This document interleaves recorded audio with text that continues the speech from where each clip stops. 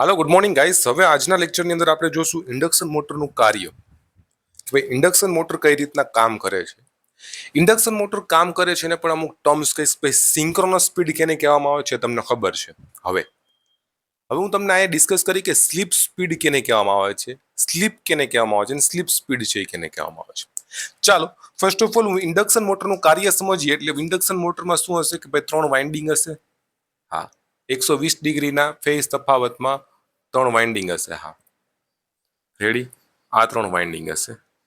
વચ્ચે શું હશે માય ડિયર ફ્રેન્ડ્સ? રોટર હશે. વચ્ચે શું હશે? રોટર હશે. આ તમારી પાસે રોટર છે. તો કે ભાઈ રોટર કયું? સ્લીપ રિંગ કે પછી સ્ક્વિરલ ગેજ કે કોઈ પણ રોટર હોઈ શકે. આ આપણું રોટર છે. રેડી, આ રોટર થઈ ગયું. આ છે એ રોટર થઈ ગયું. શું થઈ ગયું? રોટર. આ તમારું સ્ટેટરમાં ઉપર આ વાઇન્ડિંગ હોય. સ્ટેટર ઉપર શું હોય? આ વાઇન્ડિંગ હશે. હવે આપણે ઇન્ડક્શન મોટરનું વર્કિંગ સમજવાનું છે માય ડિયર ફ્રેન્ડ્સ. શું સમજવાનું છે? ઇન્ડક્શન મોટરનું વર્કિંગ સમજવાનું છે. તો ઇન્ડક્શન મોટરના વર્કિંગમાં હવે આપણે શું કરશું? તો જો પેલી વસ્તુ સમજશે આપણે સિંક્રોનસ સ્પીડ. હવે જ્યારે તમારે સપ્લાય આપો છો, સ્ટેટરને તમે પાવર આપો છો બરાબર, ત્યારે શું થાય છે કે આમાં એક ફરતું ચુંબકીય ક્ષેત્ર ઉત્પન્ન થાય છે. શું થાય છે? ફરતું ચુંબકીય ક્ષેત્ર ઉત્પન્ન થાય છે. આમાં ફરતું ચુંબકીય ક્ષેત્ર ઉત્પન્ન થાય છે જે ફરતું હોય છે. કેટલી સ્પીડથી? સિંક્રોનસ સ્પીડથી. આટલી વસ્તુ ડિયર કમ્પ્લીટ. હવે પહેલાની કન્ડિશન બરાબર, સ્ટાર્ટિંગની કન્ડિશન. સ્ટાર્ટિંગમાં હજી ચાલુ જ થયું હોય મોટર તો શું હોય કે ભાઈ સ્ટાર્ટિંગમાં રોટરની સ્પીડ કેટલી હોય? 0 હોય. સ્ટાર્ટિંગમાં રોટરની સ્પીડ શું હોય? સ્ટાર્ટિંગમાં રોટરની સ્પીડ શું હોય? 0 હોય. રોટરની ગતિ શું હશે? 0 હશે. શું હશે? 0 હશે. રોટરની ગતિ 0 એટલે રોટર આમ સ્થિર પડ્યું હોય છે. સ્થિર રોટર આમ સ્થિર પડ્યું હશે. રોટર સ્થિર પડ્યું હોય. હવે ચુંબકીય ક્ષેત્ર ફરે છે. ચુંબકીય ક્ષેત્ર ફરે છે એટલે ચુંબકીય ક્ષેત્ર રોટરને શું કરશે? રોટરના વાહકોને કાપશે. ચુંબકીય ક્ષેત્ર શું કરશે? આ રોટરના જે વાહકો હશે, આની અંદર વાહકો છે, આ વાહકો છે, વાહકોને શું કરશે માય ડિયર ફ્રેન્ડ્સ? કાપશે. રોટરના વાહકોને કાપશે. રોટરના વાહકોને કાપશે એટલે શું થશે કે વાહકમાં ઈએમએફ ઇન્ડ્યુસ થશે. શું કામે? કેમ કે રોટર તો શોર્ટ કરેલું છે એટલે વાહકમાં શું થશે? ઈએમએફ ઇન્ડ્યુસ થશે. આ વાહકમાં ઈએમએફ ઇન્ડ્યુસ થશે એટલે શું થશે કે આ વાહક ઉપર એક ટોર્ક લાગશે. આ વાહક ઉપર ટોર્ક લાગશે. શું લાગશે? ટોર્ક લાગશે. અને આ મોટર છે આપણી ફરવાનું આમ ચાલુ કરશે. ધીરે ધીરે મોટર આમ ફરવાનું ચાલુ કરશે. આ ડાયરેક્શનમાં ધીરે ધીરે આ મોટર છે આમ ફરવાનું ચાલુ કરશે. ખબર પડી? કેમ કે ભાઈ રોટેટિંગ મેગ્નેટિક ફિલ્ડ ફરે છે. સ્ટાર્ટિંગમાં રોટર 0 હોય ત્યારે શું હોય કે ભાઈ ચુંબકીય ક્ષેત્ર છે. ચુંબકીય ક્ષેત્ર રોટરના વાહકોને કાપે છે એટલે તેમાં ઈએમએફ ઉત્પન્ન થાય છે. આમાં ઈએમએફ ઉત્પન્ન થયો એટલે ટોર્ક લાગશે. આ જે રોટર છે, રોટર ઉપર ટોર્ક લાગશે. હવે આ જેવો ટોર્ક લાગ્યો એટલે આ ડાયરેક્શનમાં ફરવાનું ચાલુ કરશે. આ ડાયરેક્શનમાં ફરવાનું ચાલુ કરશે. બરાબર છે.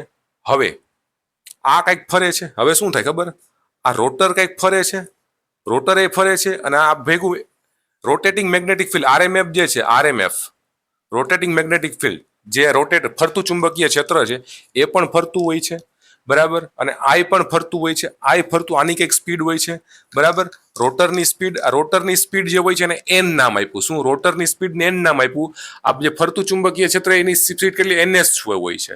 બરાબર, હવે આ બંને જે ગતિના ડિફરન્સને, આ ગતિના જે તમે રિલેટિવ ગતિ લ્યો, ગતિના ડિફરન્સને શું કહેવામાં આવે છે? સ્લીપ છે કહેવામાં આવે છે. તો સ્લીપ કેને કહેશો? સ્લીપ છે કેને કહેશો? તો કે ભાઈ રોટર કેટલી ગતિએ ફરે છે? સિંક્રોનસ ફરતું ચુંબકીય ક્ષેત્ર કેટલી ગતિએ ફરે છે? તો કે ભાઈ એનએસ ગતિએ. રોટર કેટલી ગતિએ ફરે છે? તો -/n. તો આને શું કહેશો તમે? સ્લીપ કહેશો. આ તમે સ્લીપ કહેશો. અને તમે શું કહેશો? સ્લીપ છે એ કહેશો. બરાબર, અથવા તો સ્લીપ સ્પીડ તમારે જોતી હોય, સ્લીપ તો તમે કરી શકો ns - -ns/ns × 100 બરાબર. આ તમારે પર્સન્ટેજમાં દેવું હોય કે ભાઈ ટકાવારીમાં દેવું હોય તો આ ટકાવારીમાં. સ્લીપ સ્પીડ શું કહેવામાં આવે? રોટર કેટલી ગતિએ ફરે છે અને ફરતું ચુંબકીય કેટલી ગતિએ ફરે છે, એ બેનો ડિફરન્સ લઈ લ્યો તો તમને સ્લીપ મળી જાય છે. જો રોટરની ગતિ અને સિંક્રોનસ સ્પીડની ગતિ, રોટરની ગતિ અને ફરતા ચુંબકીય ક્ષેત્રની ગતિ 0 ગતિ સરખી થાય તો મોટર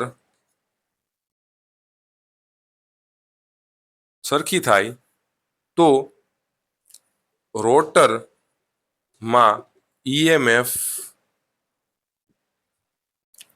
પ્રોડ્યુસ નહીં થાય અને ટોર્ક પ્રોડ્યુસ નહીં થાય. મતલબ શું છે? આ હું તમને બહુ મસ્ત રીતના સમજાવું કે રોટરની ગતિ અને ફરતા ચુંબકીયની ક્ષેત્રની ગતિ બે સરખી થઈ જાય તો સ્લીપ શું થાય? આ સ્લીપ શું થઈ જાય ભાઈ? 0 થઈ જાય. આ સ્લીપ તમારી 0 થઈ જાય. સ્લીપ 0 થઈ જાય એનો મતલબ કે ભાઈ ફરતું ચુંબકીય ક્ષેત્ર છે ને રોટરના વાહકોને કાપી નથી શકતું. હવે રોટરના વાહકોને કાપી નથી શકતું એનો મતલબ શું થયો? કે ભાઈ EMF ઇન્ડ્યુસ નહીં થાય એની અંદર. એનો મતલબ EMF ઇન્ડ્યુસ નહીં થાય એનો મતલબ એના ઉપર ટોર્ક નહીં લાગે તો ફરશે નહીં. એનો મતલબ એ જ કીધો કે ભાઈ રોટરની ગતિ અને ફરતા ચુંબકીય ક્ષેત્રની ગતિ સરખી થાય તો રોટરમાં EMF પ્રોડ્યુસ થશે નહીં. રેડી? આટલી વસ્તુ અહીંયા સુધી ડન. ભાઈ સ્ટાર્ટિંગમાં શું હોય છે એ બધી વસ્તુ. ઓકે,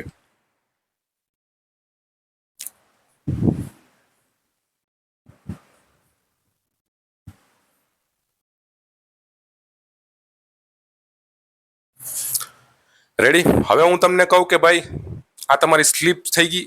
સ્લીપને કેનાથી ડિનોટ કરવામાં આવે છે? તો કે ભાઈ એસ થી ડિનોટ કરવામાં આવે છે. સ્લીપને કેનાથી ડિનોટ કરવામાં આવે? તો કે ભાઈ એસ થી ડિનોટ કરવામાં આવે. સ્લીપને કેનાથી? એસ થી ડિનોટ કરવામાં આવે છે.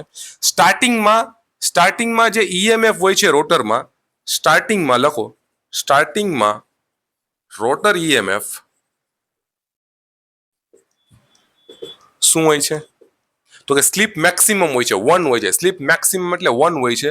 તો સ્ટાર્ટિંગમાં તમારું રોટરમાં EMF શું હોય છે ભાઈ? E2 હોય છે. પછી રનિંગમાં EMF તો કે ભાઈ પછી સ્લીપ ધીમે ધીમે તમારી ઘટે હોય છે. સ્લીપ ધીમે ધીમે ઘટતી જાય છે. રોટર અને બે એક એક્સિસ ઉપર જતા જાય. સ્લીપ ધીમે ધીમે ઘટતી જાય તો રનિંગમાં શું થાય? S into E2. યાની કે જ્યારે રોટરની સ્પીડ સિંક્રોનસ સ્પીડ જેટલી થાય ત્યારે શું થાય? સ્લીપ 0 થઈ જાય. સ્લીપ આ 0 થઈ જાય તો તમારો EMF 0 થઈ જાય. રનિંગમાં EMF 0 થઈ જાય. EMF 0 થઈ જાય એટલે આમાં ટોર્ક જ જનરેટ ના થાય, મોટર બંધ થઈ જાય. એટલા જ માટે ઇન્ડક્શન મોટર ક્યારેય સિંક્રોનસ મોટર ઉપર હાલી ના શકે. આ એનો જ નિયમ છે. મેં તમને કીધું એનું જ એક્સપ્લેનેશન છે. એવું તમને પૂછાય કે ભાઈ ઇન્ડક્શન મોટર શું કામ સિંક્રોનસ સ્પીડ ઉપર હાલી નથી શકતી? એનું કારણ છે કે ઇન્ડક્શન મોટર સિંક્રોનસ સ્પીડ ઉપર હાલવા જાય તો સ્લીપ 0 થઈ જાય. સ્લીપ 0 થઈ જાય તો રોટરમાં રનિંગ કન્ડિશનમાં જે સ્લીપ જેટલો EMF જનરેટ થતો તો EMF 0 થઈ જશે. એના માટે ટોર્ક છે એ નહીં લાગે ઇન્ડક્શન મોટરમાં.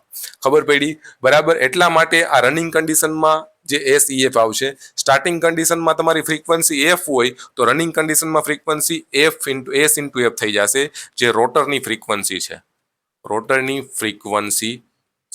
બરાબર. આ ઇક્વેશન યાદ રાખો ભાઈ. રનિંગ કન્ડિશનમાં ફ્રીક્વન્સી S into F થશે. સ્ટાર્ટિંગ કન્ડિશનમાં ખાલી F થશે. સ્ટાર્ટિંગ કન્ડિશનમાં રોટરનો EMF E2 થશે. રનિંગ કન્ડિશનમાં EMF S into E2 થશે. હંમેશા યાદ રાખશો. સ્ટાર્ટિંગ કન્ડિશનમાં ખાલી ને ખાલી E2 અને F આવશે. રનિંગ કન્ડિશનમાં એની આગળ S લાગી જશે, કેમ કે રનિંગ કન્ડિશનમાં હવે સ્લીપ આવી ગઈ એટલા માટે. બરાબર. અને સ્લીપ શું કહેવાય એ મેં તમને કહી દીધું. હવે બરાબર. હવે તમે કહેશો સર મારે રોટરની સ્પીડ શોધવી હોય તો કઈ રીતના શોધીશ? આ મેં તમને વર્કિંગ છે એ સમજાવી દીધું. આખું ઇન્ડક્શન મોટર કઈ રીતના વર્ક કરે છે. રેડી? એટલી વસ્તુ અહીંયા સુધી ડન.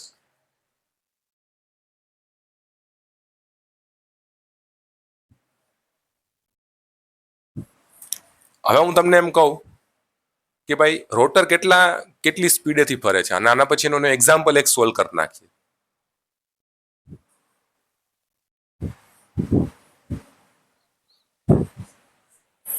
તો કે ભાઈ આપણી પાસે સ્લીપનું ઇક્વેશન શું હતું? સ્લીપનું ઇક્વેશન આપણી પાસે હતું ns માઇનસ n, આવું હતું. પર્સન્ટેજ સ્લીપ અપોન ns પણ કરી શકો, અપોન ns પર્સન્ટેજ સ્લીપ, બરાબર. પર્સન્ટેજમાં તમે લખી શકો, આ પર્સન્ટેજમાં, બરાબર.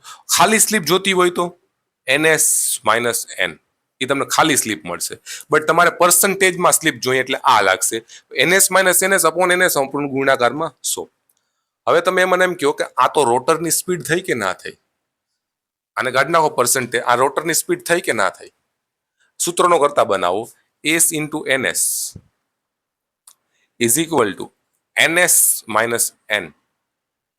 તો s ઇન્ટુ ns, આને આ બાજુ લેવો તો માઇનસ આવશે, ns that is equal two minus n. Minus ને ઓલી બાજુ લઈ આવો તો શું આવશે? ns minus s into ns that is equal two n. ns ને સૂત્રનો કરતા બનાવે તો 1 minus s into ns that is equal two n, બરાબર. આ તમારી રોટરની સ્પીડ થઈ ગઈ, રોટરની સ્પીડ થઈ ગઈ. ભાઈ સ્લીપમાંથી 1 બાદ કરી નાખો અને સિંક્રોનસ સ્પીડમાં મલ્ટીપ્લાય કરી નાખો તો રોટરની સ્પીડનું ઇક્વેશન IMP છે. આ એક ઇક્વેશન IMP છે. આના પછીનો એક્ઝામ્પલ આપણે આનાથી જ કરશું. IMP સૂત્ર કયા કયા સૂત્ર યાદ રાખવાના આની અંદર? તો લખો ns that is equal to 120 f by p. એક આ સૂત્ર યાદ રાખો સિંક્રોનસ સ્પીડનું. બીજું છે તમારી પાસે છે સ્લીપનું. કેનું? સ્લીપનું s નું સૂત્ર, તો કે ભાઈ ns minus n upon ns. એક આ સૂત્ર યાદ રાખો. બીજું સૂત્ર કેવું યાદ રાખશો? તો કે ભાઈ આમાં સૂત્રનો કરતા તો રોટરની સ્પીડ n કેટલી છે? તો કે 1 માઇનસ s ઇન્ટુ ns, બરાબર. એક આ 3 સૂત્ર IMP છે, યાદ રાખવાના. આના ઉપરથી ડાયરેક્ટ MCQ આવી શકે છે, બરાબર. 3 સૂત્ર રેડી. એટલી વસ્તુ. તો આગલો લેક્ચર હવે આપણે જોશું, આનો દાખલો જોશું, દાખલો કઈ રીતના આપણે ગણશું એ બધી વસ્તુ જોશું, બરાબર. આઈ હોપ કે હું તમને કરું છું કે આ બધી વસ્તુ તમને સમજાણી હશે. ના સમજાણી હોય તો 1 વાર નહીં, 2 વાર નહીં, 3 વાર લેક્ચર જોવો. ના સમજાય તો 4 વાર જોવો, જ્યાં સુધી સમજાય નહીં. બટ લાઇટ થઈ જાય છેલ્લે તમને, બરાબર. એટલી વસ્તુ. કેમ કે તમારે આ રિલેટિવ સ્પીડ ઉપર જ કામ કરે છે ઇન્ડક્શન મોટર. MCQ પૂછે કે ઇન્ડક્શન મોટર કયા કન્સેપ્ટ ઉપર કામ કરે છે? રિલેટિવ સ્પીડ ઉપર કામ કરે છે, બરાબર. એટલી વસ્તુ ડન. અહીંયા સુધી કમ્પ્લીટ. ઓકે.